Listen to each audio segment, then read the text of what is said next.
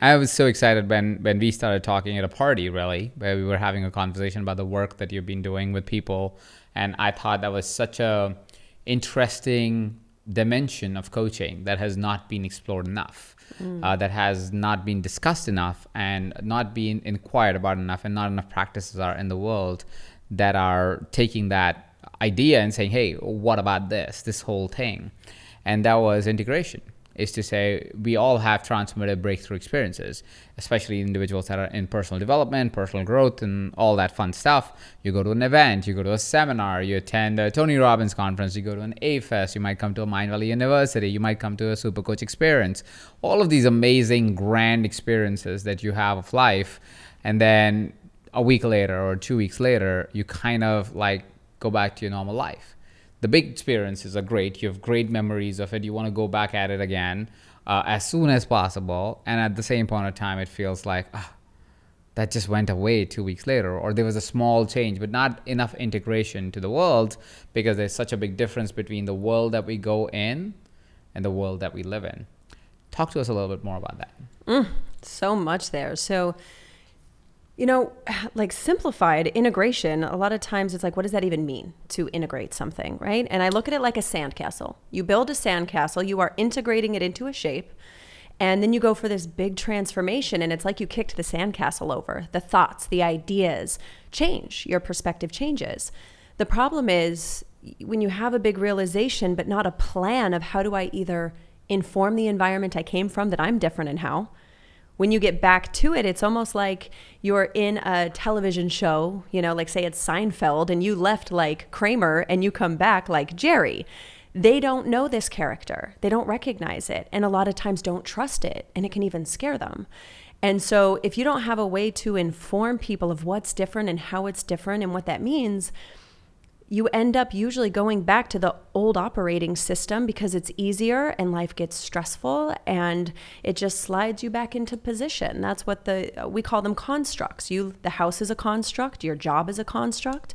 They're used to you operating a certain way.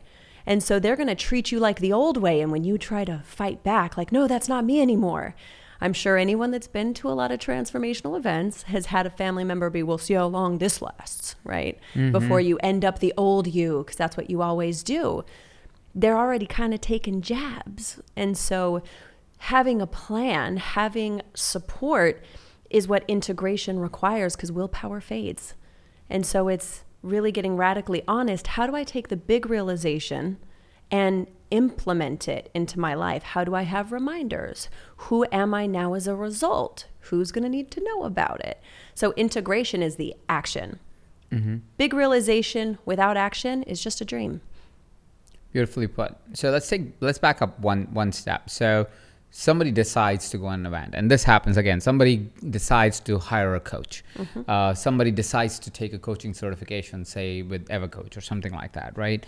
So they have done this, and now they're doing the work. They're having the big transformation of their life. Where is it that this integration process starts? In my mind, in my imagination right now is, shouldn't we be even talking about all of that you just said even before we go to the event?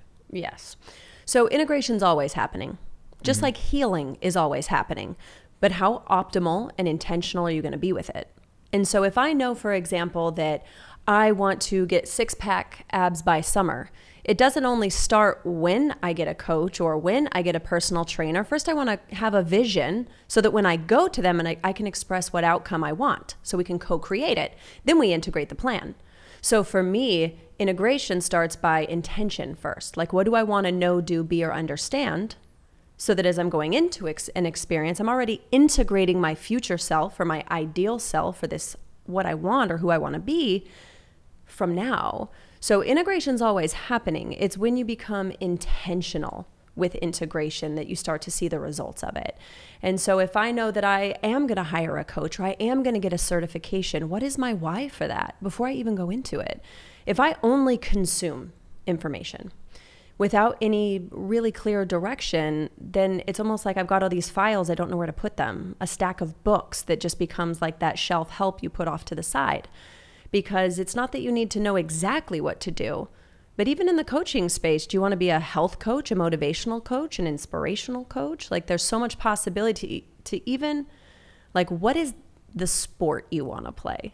Like, let's figure out what ball we're going to buy or what equipment we might need before just either buying all of it or signing up for all of it. So for me, integration is something that long before is the preparation. That's integrating. You're integrating who I am, who I want to be. What is that possibility so that I can influence my outcome and be open if it's different. Mm-hmm. And how would one think where they are in the journey if they are at this place where they already need to start integrating, or is there a way to know that? Well, part of it does require really developing self-awareness, right? And so for me, even starting with like daily journaling, you have to get to some level of self-awareness and self-honesty. So for some people, they might do that through meditation. Some people might do that through coaching or through therapy. But until you have a clear idea of where you are, it's like a GPS in your car. If you don't have the pin where we are, even if we know where we want to go, we're not going to get there effectively. We're going to kind of trip through it, and it's going to take a lot longer and potentially not arrive at that point. So I would say if you're feeling lost, that's probably a pretty good indication that you don't know where you are. Usually people have a vision of where they want to go. They either don't want to see where they are because that's confronting. If you see, wow, I want to be this type of parent and this type of business owner and this type of coach, and if I get really honest, that confrontation of what I'm not and how far I might be, I feel like can be an avoidance strategy too. And so I think the first kind of self-reflective question is, where am I in reference to where I want to be? If I look at that ideal version of myself or the times in my life that I felt embodied in who I am and felt very confident, am I near that, or am I a lot further than I even want to see? And so even by going through a journaling process of, let's get really honest with where I am. What do I want for my life, my relationships, my friendships of different kinds, my career, my finances? Like, I think one of my most confronting was getting that level of transparency with my finances. I want to create all this impact, but I was avoiding looking at my bank statements. Why? Because the truth was I was getting this like instant gratification off of like a $5 coffee that was actually only a representation of all the little parts of my life that lacked intentionality that I didn't want to see, because I believed myself to be an intentional person, and that was not cohesive to my idea of myself. So that's probably where I would start, is like, whatever you got to do to get self-aware of where you are. Mm-hmm. How did you get into the integration work? Whew, big question, right? I'm going to give the extra Cliff Notes version for context, we'll say. I grew up LDS in Utah, so Mormon, for those that aren't familiar with LDS, very conservative. My father was a bishop, and my parents are wonderful. Never had any problems with my parents. The environment, what I saw was a lot of lip service not followed up by action. So people didn't do what they said. So they'd talk about acceptance and love. And it wasn't my experience. And so I felt like that actually taught me like a disintegrated way of being. Be nice, but not honest. Don't lie, but don't tell that truth. And so it made it really confusing for me to know who I am and what I am. So integration for me first came from traumas. I don't think I ever knew that I was learning how to integrate things that happened. I think that what I found out was enough things had to happen for me to be inspired enough to look for another way. And so, as a child, adverse childhood experiences, trauma turned into at-risk youth, ended up in a coma from a drug overdose at 17, from a contaminated batch, high school dropout, all of the textbook of an at-risk youth, that it really wasn't until, because then I became a full-time motivational speaker, taught about for the DARE program and Partnership for Drug-Free America, and all over the world speaking about these things, but I was still trying to make up for everything I wasn't. So I had not integrated things that had happened and who I wanted to be in a way that was clear and cohesive. And so integration, how I got into it, was recognizing, wow, I am going to have to look at some of those things that happened when I was little that are still causing me to operate from shame, that are still creating an overcompensation. So I didn't know it was integration. I just knew that there was rejected parts and hurt parts that led me into working with psychedelics, with yoga, with different mindfulness practices, that from there I said, oh, because I'm not integrated. The parts that I'm rejecting because I don't think that that's a good behavior, the parts society rejected, and I needed to call those parts in instead of trying to compartmentalize or to continue to compartmentalize because I don't want to say the wrong thing or because I don't want to hurt someone's feelings. All of that was disintegrated parts. And so though I was healed in a dysfunctional way. When you see someone with a severe scoliosis or deformity, that is a healed state. So I was in fact healed, but not optimally and not for longevity. And so it was when my health crashed at 26, endometriosis, fibromyalgia, 40-degree scoliosis, 20-something broken bones, 3 traumatic brain injuries, I couldn't take another step in my life. And it was literally, I was so fractured and healed into like a deformed emotionally, spiritually space that's where integration work started. And when I first got into it, it's like I wanted to exercise trauma and get rid of it when it was actually needed to integrate it and self-love and acceptance and tolerance, not keep trying to compartmentalize further. So integration was like, how do I open up within myself to allow more spaciousness within myself? And that's when I started to learn what integration is and what that actually requires for me personally, because it is unique for each person. Tell us more about your integration process per se, like how you integrate it. Sure. So probably the easiest way would to be to share a personal experience to bring it into the context. Yeah. And so, for example, I went into my first psychedelic experience terrified because I had in my past been substance abuse education and anti and all of those words and experiences, plus childhood conditioning in a conservative state. And when I went into that experience, I didn't know until the moment I had clarity that I had been walking around with this heavy vest of I am an addict and I always will be. So integration looked like the moment that I recognized, wait, no, I've grown up and I have new tools, and the person back then doesn't cope with things that way anymore. And so I got to remove that label. And so integrating that, I had daily mantras that I recorded on my phone of who I am, not who I'm not, and not who I had been in the past. And so I would write out who I am and listen to it in the morning and night to remember that experience in my body so that I could, the first thing in the morning and then before I'd go to bed. And then it was, I want to have a conversation with my parents about this realization, but they have fear around how I got to this place. So I would converse with friends and advise on how can I have this conversation because I want a transparent and authentic relationship. I don't want to hide something that just changed my life. So the integration is the what happens when. What happens when I go back to life and I'm different and my parents ask, wow, you seem lighter, if I lie? Or say, oh, things are just better. I don't want to live that way anymore. So integration is looking the foresight forward for me to say, okay, so what am I going to need to know, do, be, or understand when I already know when this comes up that I've changed? How am I going to inform the environment? So I'm always looking at what does this mean, or what happens when someone asks? What happens when someone says, drugs are bad and you're an addict and now you've done this thing wrong, like I'm going to fall off the wagon or whatever. And so I had to I'd sit and write letters to myself. I'd coach myself. I would write those conversations out because with people I've known a long time, I had a pretty good idea of what they would say. And so I'd say, here's my line, here's mom's line, here's my line.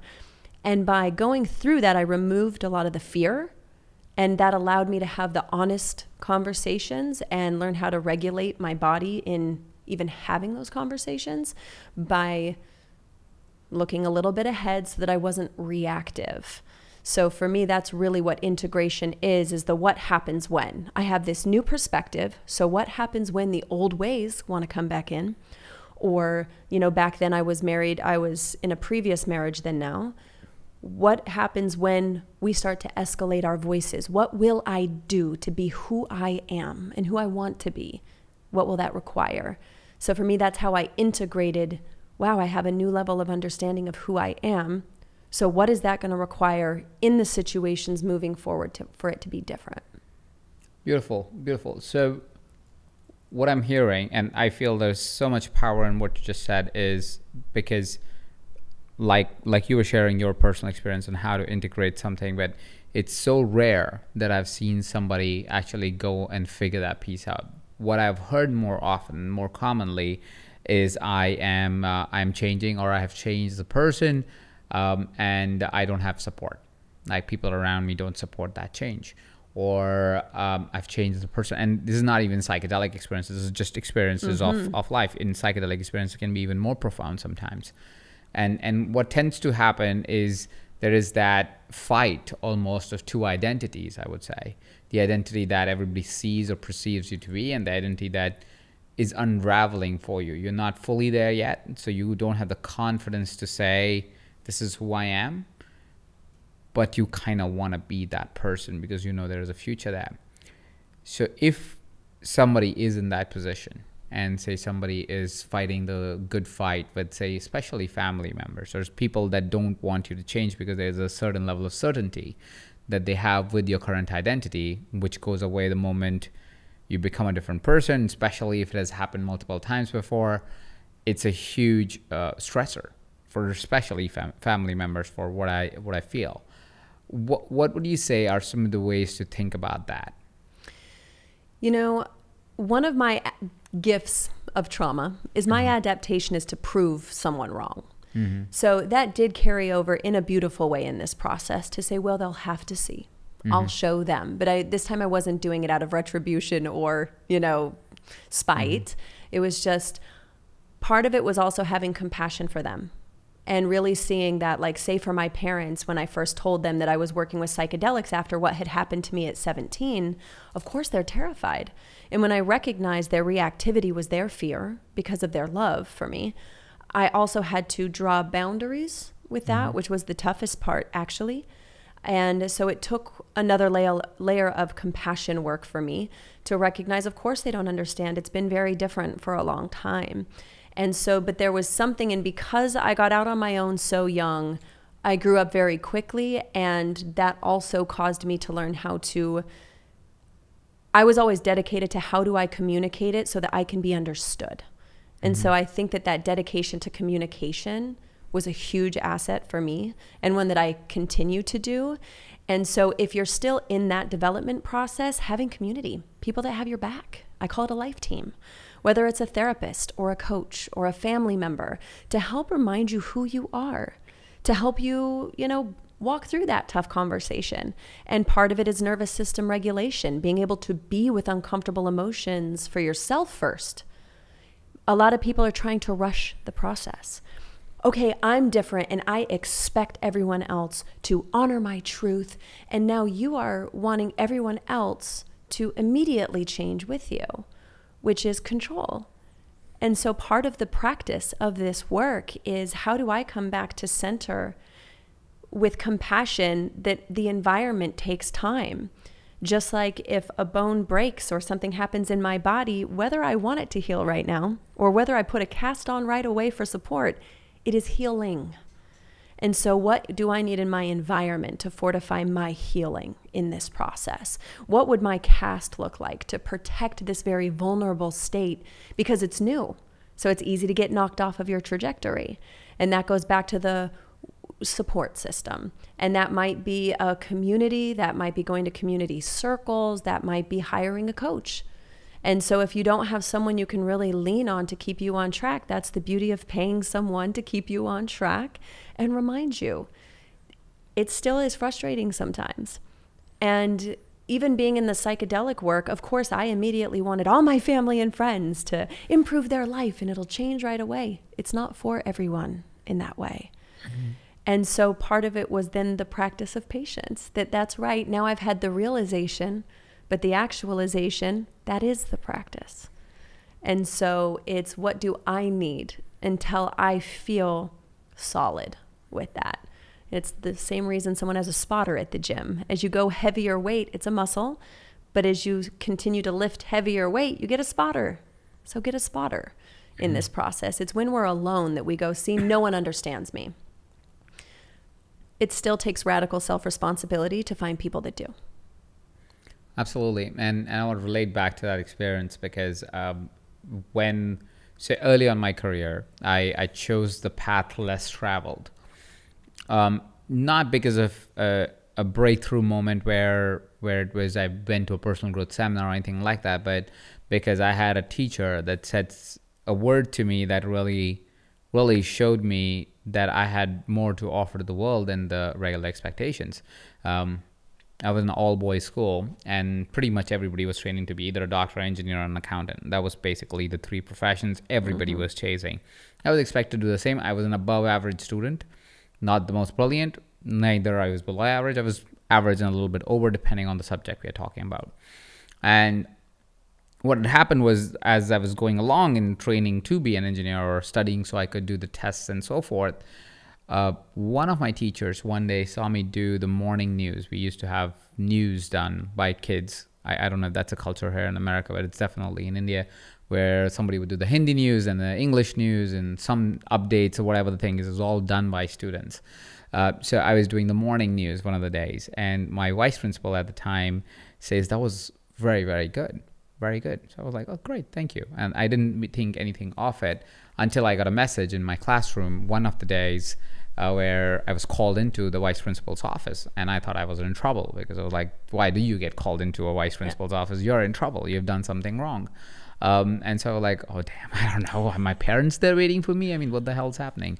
So I go into the office, and she remembers my name, which was already a surprise for me at the time because it was just like a regular kid. And she goes, Ajit, that was fantastic what you did the other day. I was so proud of you when you were doing the morning news for us. I really think you should consider becoming a news anchor. And I was like, what? She knows I'm in science. Like, I do chemistry, math, physics. We're the nerds. I was in computers, just like the most difficult combination you could take because I wanted to be a computer engineer, or that was the projected desire at the time in India, is become a computer engineer. And I was like, I'm the nerd. Like, I'm not supposed to do anything like that. And she's like, no, you were really, really good. You should totally consider it. I know people who are news anchors. If you would want to talk to them to kind of consider that as a profession, you let me know. And in that moment, I was like, holy shit, there are other options in life. And that got me to then make a slow but very significant transition for everybody around me. Because again, everybody else was training to be something in that range. And the ones who were not were considered the black sheep. I wasn't the black sheep. I was the sheep where they were like, oh, this kid's going to be the way out of our, again, very average family reality. And one day I write a letter to my father saying, I don't want to be an engineer. I didn't have the guts to really tell him. So I wrote a letter to him. And it's fortunate that he was like, okay, fine. What do you want to be? I was like, I don't know. I was like, oh, that's really bad. I was going to say, oh, you took it next level. I was like, oh, I don't know is a very difficult answer. So he said, okay, so here's what I can do. I'm going to fight for you with your mother and everybody else. So I was thank you for the support that I had in him. And what I can get you is 3 years. You will still have to educate yourself. You have to go to college. Like, I can't get you out of that. You have to go to college. You have to get some base level degree, something that you can do in your time, like, limited amount of time. And within that period, figure out what you need to do, because beyond that, I don't have the money to fund your business. I don't have money to do any of that stuff. I will fund your college. I'll do everything I can to get you to finish your education. But post that, you're on your own. Like, after that, I don't know what to do with you. I don't know how to help you more than that. Yeah. Like, that's it. Right. And that kind of put me in this realm of needing that support, but not really knowing how to. So those 5 years or so were a struggle. I graduated. I was fortunate that I I got some leadership positions in a student body. So I got some traction in the world. And so I got a really good job straight off my college. Like somebody was like, if you're from that organization, you're leading the organization, we got you. We'll hire you. And I got successful in that career really quickly. But pretty much every couple of years, I kept quitting whatever I was doing because I didn't know what I wanted to do. And I wasn't passionate enough for any of the things that I was doing. So I was constantly this oddball that keeps changing. So my friends would quit on me. My parents always thought, what the heck is wrong with him? Nobody in and in India, we have large families. They would always wonder as to what the hell is this kid doing, right? And until recently, I feel like I've been integrating for like 15 years of my life. And that's really the point I was trying to get to, is that integration sometimes, depending on where you are, like I was also at a place where I didn't understand anything, right? And so I had one support person, like one person who said, hey, listen, I'm going to support you. I'm going to fight for you, with everybody for these many years. And after that, by that time, you figured it out, because I don't know how to fight for you after that. I can't have you just be like chilling out post-college. Like, I don't know what to do with you then. So I gratefully had somebody by my side. But even after that, because of my career transformations all the time, I found integration was always a problem. Like I married an Italian woman for a hot minute, and that was kind of weird for everyone. So what I'm really saying here is integration sometimes, because of discovery of life, to me or for me, is being a long journey. And I feel like only now, maybe in the last 3 or 4 years, is when my family, like even my mother sometimes still goes, what do you do? Like, we have no idea. We see what you're doing in the sense of you have a family, beautiful kids, you're living in a great house, you travel the world, but what do you do? Why are people paying you money? Like, what is it that you do? So you sit and you tell people what they should be doing? I was like, no, not really. But that's the closest you can get to it. But integration can be hard, can be really, really long. But you do integration in a particular way that, of course, expedites this process, because you have, of course, studied or done deep research on this. You know, part of it is research. First, it was not really understanding that the gift of a lot of what happened to me was I had to look at things differently. And especially when my health crashed at 26, I'd watched my family's health have problems and, you know, replacing knees and hips and all that. And so I saw that the way that they handled it didn't seem to work, because they were needing replacements and all this. So it was like, okay, well, that way doesn't work. And it was more like process of elimination, of looking around and saying, well, I can see everything that's not working. And part of that came because of traumatic circumstances. I became hyper aware of my environment all of the time. And that allowed me to start to see what not to do, what was dangerous, what was whatever, that in creating my life around that way, then I started to be surrounded by coaches or people that would be able to see there was a framework to it. There was very much a system to it. It was just my system. So I would say it was natural, but I'd say it was conditioned because of environment and circumstance. And then my thoughts around my situations and circumstances. And so what that allowed me to do was to then start to hire people to be able to see me and reflect back to me what those systems were. And so once I was able to see, wow, there's actually really something to this integration thing, because the migraines that I was getting always seemed to happen around like big deadlines or things where there was a lot of pressure, where I was spinning around in my head. But they would almost get me out of it and buy me more time to complete something, because if it's a bad enough migraine, I'm down for 3 days. And so I started to see these interesting patterns when I started to body map. And I had so many medical conditions, it was like, how come when I go work with a particular, say, psychedelic medicine or situation, that pain is gone? And then I would notice in emotional environments, it would get worse. So then I started to notice these trends. So then I created a framework to track it. Then I started to notice, wow, what I don't track, I can't change. So step one for self-awareness is I need to start to figure out what would I track. And since I had physical health things, that was the easiest thing to track. So then it's like, what's my work stress, my emotional stress, my physical stress, relationship stress? And I developed this little scoring system, because when I first got into what we'll call self-work or growth, I was just trying to get it to suck less. I would never imagined, I wasn't like, I'm going to have a vibrant, thriving life.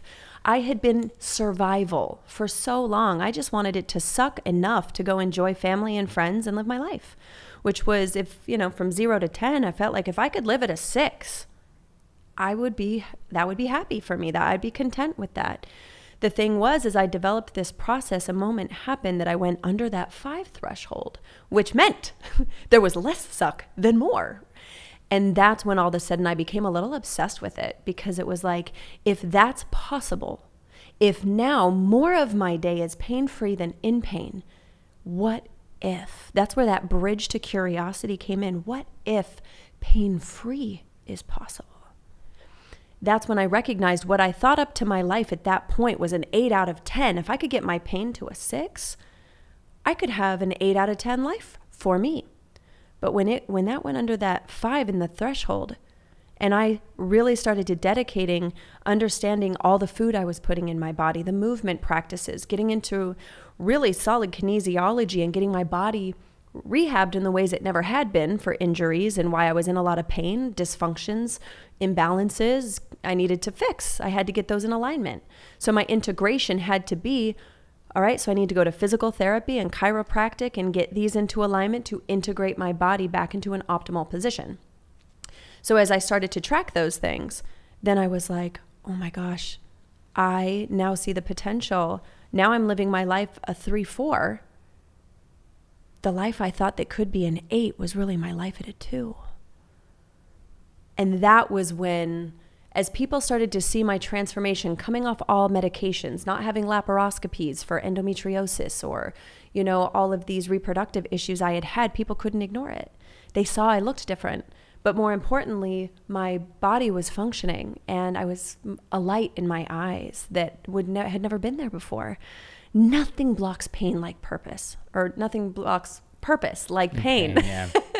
And both. I mean, actually, that is interchangeable now that I think about it. Purpose does block pain if you're focused.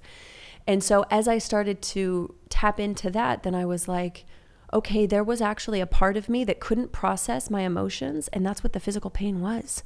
It was a way to not feel my feelings, because physical pain was enough of a distraction to not acknowledge the amount of hurt I was in emotionally. And my body got patterned that way. So as I got more into this integration and this tracking system, it just kept evolving over time. And then people said, well, I want to do that. And I'd explain it to them and they'd be like, oh, I just wish it was in like a book or something. So then I made a workbook and printed it at Kinko's and started just like sending people PDFs. And as that grew and evolved, it used to be like more of that suck less scale. That's why I love your wife's book, because I'm like, that did suck, now what? You know what I mean? Like, I so resonate with that. And so through this process, the scales I was first following was, all right, how bad is it? But then I had to change the book to how good is it? And how do I quantify that? And so as that evolved, as people gave feedback, oh, what if it had this? What if it had this? It went through like probably 14 iterations up to this point. Now it's something on Amazon that if you want to integrate something, there's a journaling workbook. And for me, like you mentioned, the gifts you have to the world and the podcast and how you can help people grow in those ways, I thought if there was one thing I could leave on this planet when I wasn't in it, was the practices that saved my life.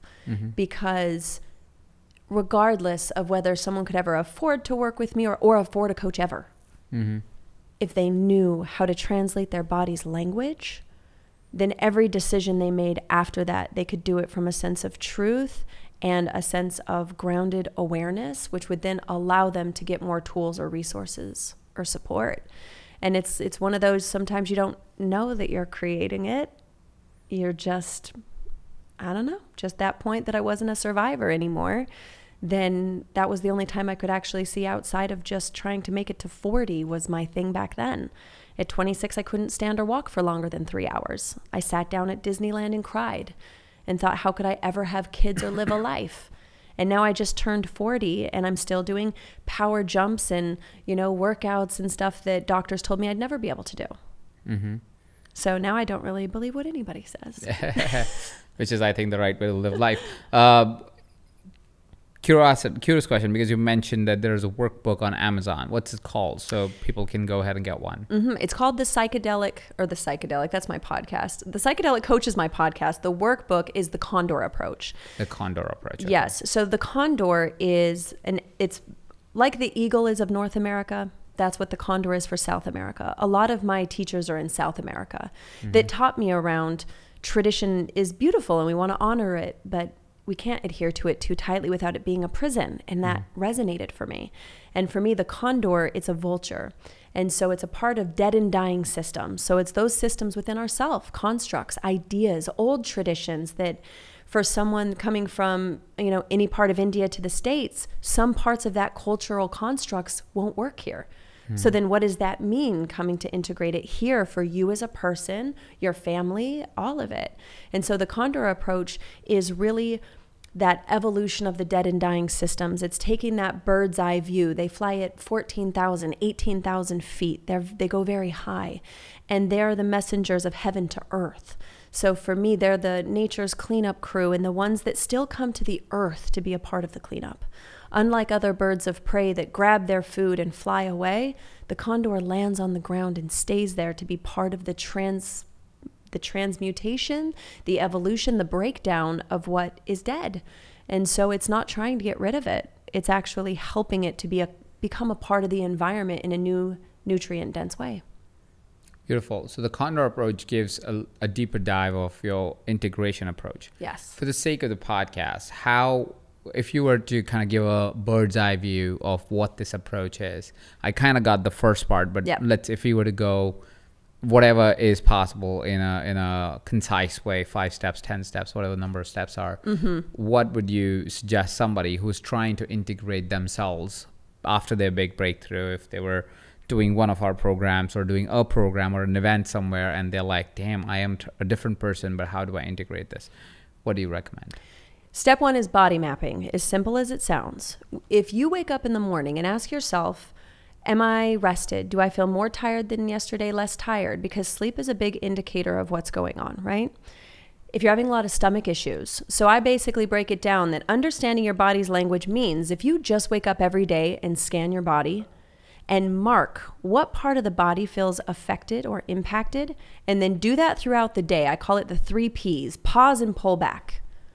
If I want to react, where do I feel that? If I feel it around my chest, then that's around the heart. So is there things that I'm not feeling connected to, or I'm defending, or it's something emotionally connected? You'll start to, if you'll consider what is the function of the area of the body being impacted. Stomach, is there anything I'm struggling to digest? Or I'm over digesting? If I'm getting headaches, am I overthinking? Is there just a lot of energy up in that area? You just start to see really interesting trends. And for me, the body doesn't lie, and it's process oriented. So if you go have a big mind realization or spiritual realization, the body takes time to catch up to it. So just by tracking your body and the physical function, if I have a problem with my foot, or I fall, or I sprain my ankle, and it's, let's say, my right foot, is there anything I'm hesitant to step into? And I just figuratively play with that curiosity. That will inform more than you could possibly imagine. So that's step 1, body mapping. Step 1. Then? So then I like to say reflective end of day. What am I celebrating? What would I like to do different? I removed better. Better is relative. Better for who and what. So at the end of the day, a check-in, and this is what most people don't do, Ajit. Most people will do the morning, but they don't reflect on, did I follow through with what I said I would do for me? And is there anything that I'm celebrating, and is there anything I would like to do differently tomorrow if it came to me again? Maybe how I handled the kids, or how I handled a situation at work. And so if I'd say body mapping, end of day reflection, and then through integration, I'm doing a daily intention setting. What is one thing today that I want to know, that I want to do, that I want to embody, or that I want to understand? Just one. I think that people, I'm going to change everything, but that's not possible. And so it's like, if I just break it down to what we call the 4 ins, here's our little breakdown of numbers: intake, intention, in space, integration. I first do an intake, where am I this morning? Then I go into my intention, what do I want to know, do, be, or understand? I go into the space of the day or the transformational experience. And then out of it, what do I need to know, do, be, or understand from the data from today? What would I like to change? What am I celebrating? Just that awareness every single day changes your life. If you just show up for yourself one day at a time, forget the 5-year plan. If you make 1%, 1 degree adjustment every day for a year, that's a 365 degree difference. That's huge. Life-changing. Beautiful. How and where are these the steps? Yeah. Right? Yeah. Just to make sure that circle is complete. Where does the integration of people around you happen? That's where it depends. If you have parents that have very deep conditionings, you might have to start to introduce concepts to help teach them a little bit where you want them to go. It's people's impatience that will often cause more collateral damage and more walls. So I look at it like, can you hold space for someone else? How quickly can you be good at holding space for someone else to be in their feelings without you shutting down? That is what will determine how quickly you do it. So if I know I just had a realization I'm working too many hours at work and it's degrading my health, I need to make an immediate change. So the integration would be, what do I expect? What do I anticipate they're going to say? What needs to change and by when? And then once I have that information, then I might talk to a coach or talk to a therapist or talk to a friend of how can I communicate this. So many people operate from this is an emergency or shame. Those two things will close off whoever's receiving your information because their body feels panic, or if they feel shamed that they're not doing something right by you or for you, they can't hear you. So it's how influential can you be with delivering your message? How quickly can you do that? With some people, you're going to have to finesse it a little bit more. I take immediate action. I find that when I sit and stew about it, I make it more complicated or more complex so that I need to finesse it more than I really do. So for me, I go for, I'm going to do the best that I can with the tools I have right now. And if it doesn't go well, I will, maybe I won't say that I'm sorry. I might apologize for how it might have come out. But I'm not one to wait because I can't control everything, and I don't want to control or take away someone's opportunity to feel the way that they feel. So I'm more of I think this is the best that I can do right now. Like, this is the most effective, and be prepared that it might not go as smoothly as I hope, and make adjustments. Okay. And let's say if they're not parents, let's say because you do a lot of work with integration. Yes. Post psychedelic experiences, yes. Right? So leaning into that a little bit. Say it's a husband-wife. The wife goes to a place to go have an ayahuasca journey. She comes back, or the husband goes and has an ayahuasca journey, has a new revelation of purpose, meaning in life, has a new direction to approach. And of course, it was just one of the two that went. The other one is not involved. They knew why the person went, but they don't know the person that came back. Yeah. How would that integration look like? So one of the most common things is what you just said. When one partner goes and the other doesn't, it's either going to get them closer or push them further away. And so knowing that going into it's really important, just like a weight loss journey. If one person goes on the weight loss journey or the fitness journey and the other doesn't come, they either will fall back into the old ways to stay with the partner, or the partnership breaks up. And so part of it is you have to get radically honest with yourself. Do you really know what you're stepping into? Because honestly, I don't know that it is functional for everyone to go do transformational work if they're not prepared for what the outcome could be. And so for integration purposes, like as a integration coach will say, my conversation with the wife is, so what's going to change when you get home? As a coach, I'm actually there to help mediate and support that conversation, because what happens often is the wife comes back different, or the husband or the partner comes back different. On an unconscious level, the partner that was left behind is afraid of being left behind, because the person that comes back, all of a sudden, there brings some instability. Whether it was dysfunctional or functional or not's irrelevant. That difference in energy can be destabilizing for the relationship, because there's the partnership, but then there's the entity of the relationship that has now become just destabilized. And so how to go home and inform is the integration of it. Maybe the person's coming home very tired and kind of contracted and needs to process. For a partner, if the wife, for example, comes home and she's quiet and introverted, the husband could internalize, she's going to leave me. She had a big realization she doesn't want to be here, kicks up his fear. That changes how he treats her. That could actually cause harm.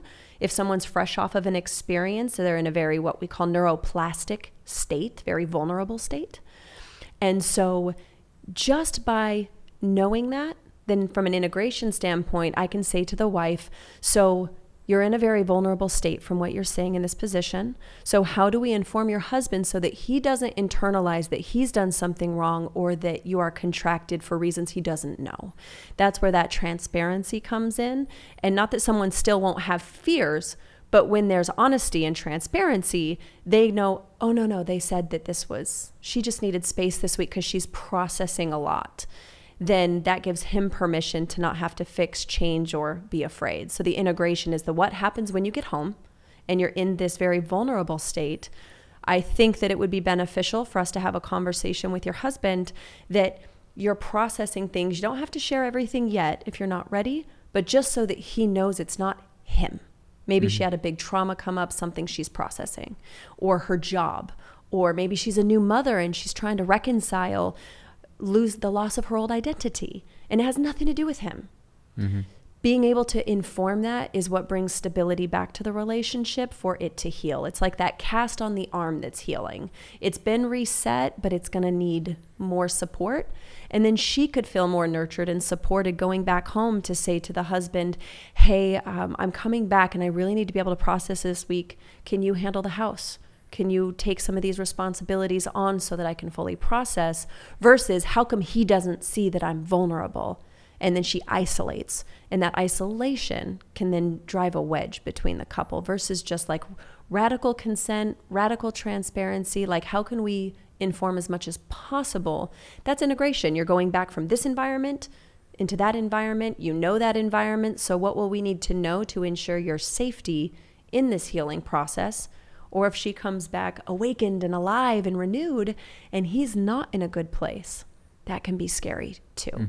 And so for me, from a integration perspective as a coach, I also, if I have a person, want to make sure their whole environment is being cared for, not just them. And so it's having the foresight to kind of see the whole architecture of their life, not just this one dynamic. And I feel that that's one of the biggest things that is lacking in the psychedelic movement, is that there's a lot of expansion and not a lot of clarity or architecture of how do we, in their home environment, create some stability after a very destabilizing event. Beautiful, beautiful. Kole, this was a phenomenal conversation. Fun. What would be, again, I feel like your not Amazon, but your workbook is a great place to kind of get to know more about the work, which is the Condor Approach.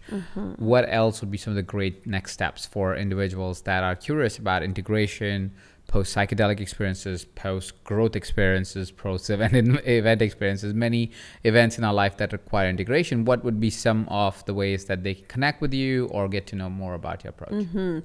We have tons of resources, right? So if you go to Condor.Coach, we have free programs about body mapping, taking it deeper.